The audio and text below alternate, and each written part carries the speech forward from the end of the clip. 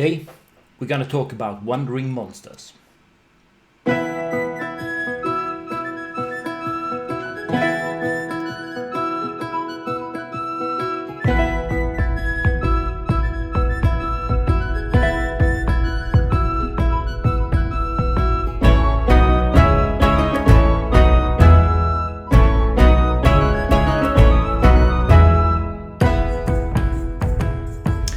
So the norm in OSR games is that the GM checks for wandering encounters, wandering monsters every other turn when the party is dungeon delving.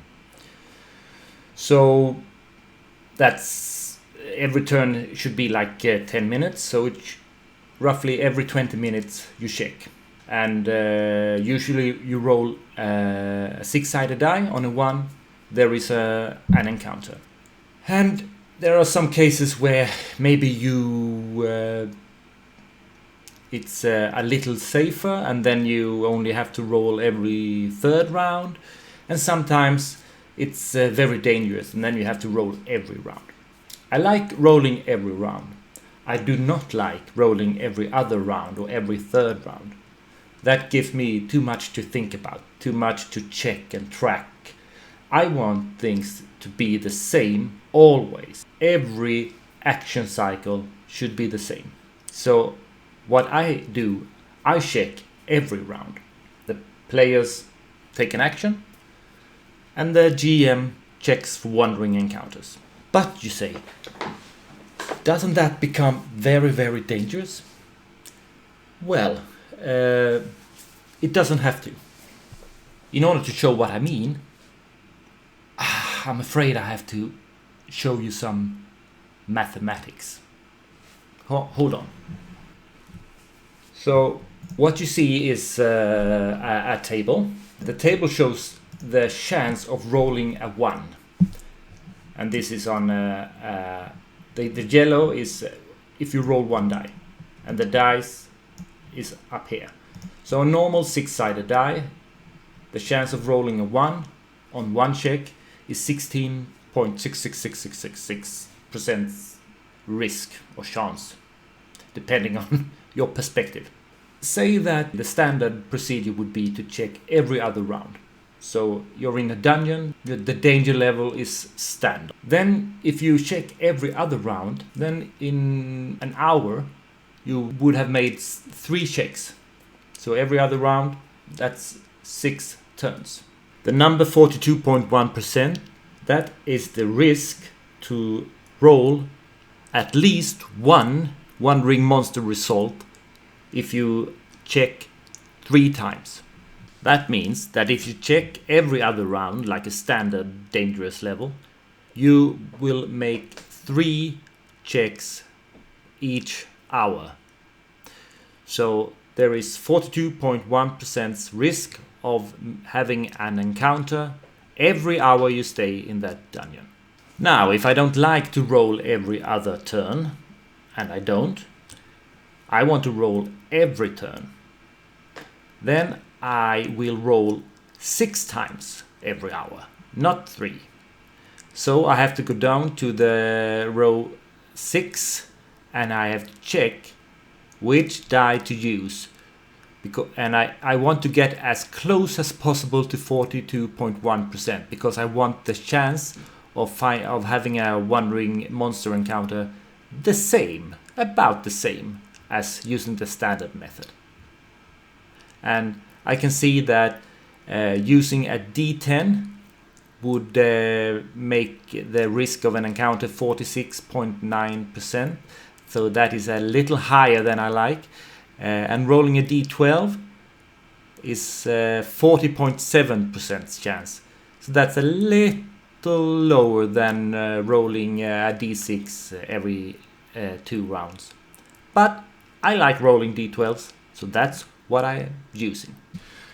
So are you never going to use the D6 anymore to check for wandering encounters?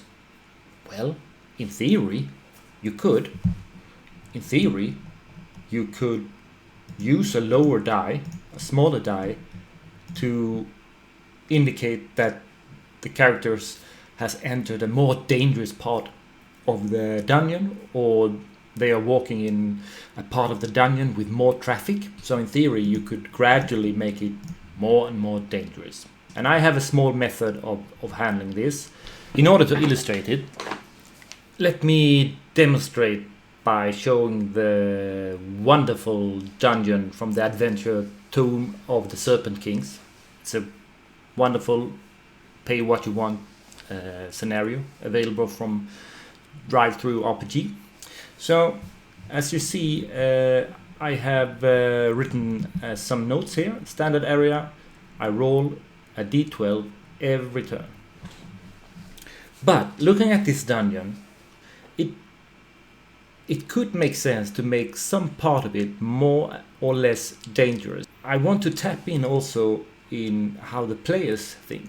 And naturally, as you go deeper and deeper into a dungeon, there are things that would make you more nervous.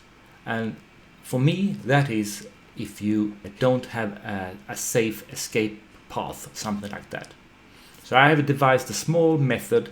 It's very quick and dirty. You don't even have to prepare it when you run a dungeon. You can just learn to see it immediately. But basically, I assume, unless nothing else is said, everything is the standard danger level, rolling a d12. But every room that has only one entrance and one exit, I assume is a little safer. This is where most of the monsters who are wandering about, they won't go there or pass by unless they actually have something to do there, unless they are coming to pick something up or to put something on.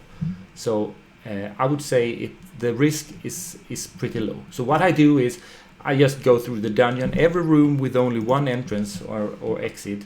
Those I call safe areas. And of course, some rooms, when you read about them or the players enter, maybe it doesn't make sense that this is a safe area. This is maybe like a temple or an altar where a lot of people will come to worship. So this is mostly, rooms that don't have anything particular there. They are storerooms, or they are rooms that are mostly abandoned or are used only occasionally, stuff like that. So it shouldn't be barracks. It shouldn't be like dining rooms or stuff like that. But I mark them green, and I assume these are safe areas, and safe as it gets in a dungeon. So I like when my players are able to rest in the dungeon somewhat safely if they find a smart spot. And so I might roll a check to see if there's wandering encounters, maybe only once per rest if they're in a safe area, or maybe once per every 4 hours or something like that. So considerably lower risk. And then I'd like to also check where could the danger level be higher.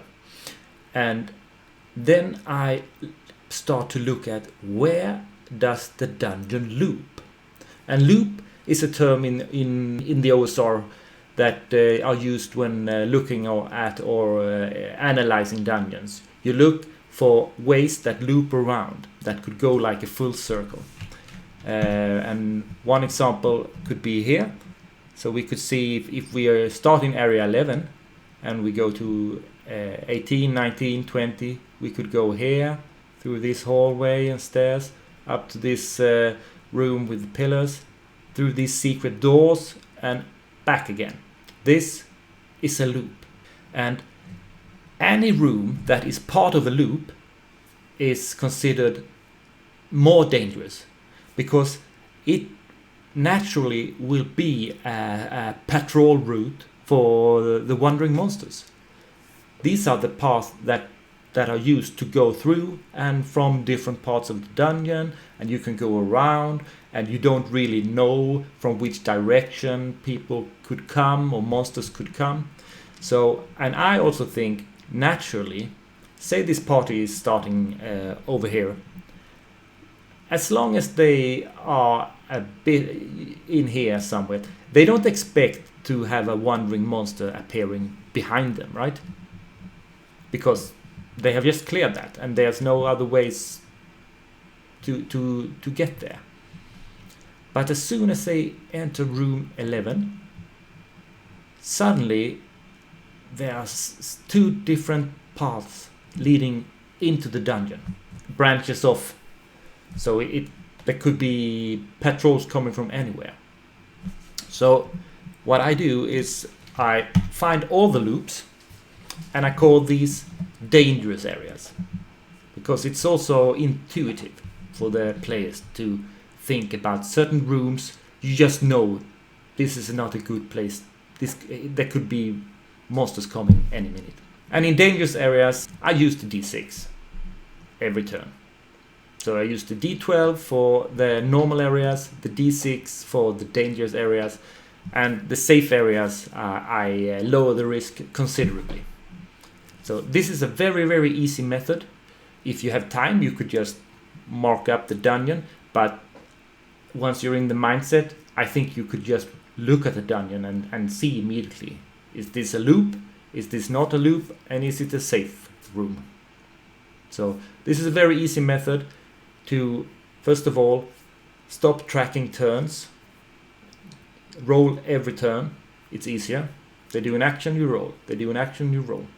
And this is also a way to analyze and construct your dungeon in a way that danger gets a little bit more logical from the player's perspective. Awesome. That's everything I had today. Thanks a lot for watching, and I hope I catch you in the next video. Bye bye.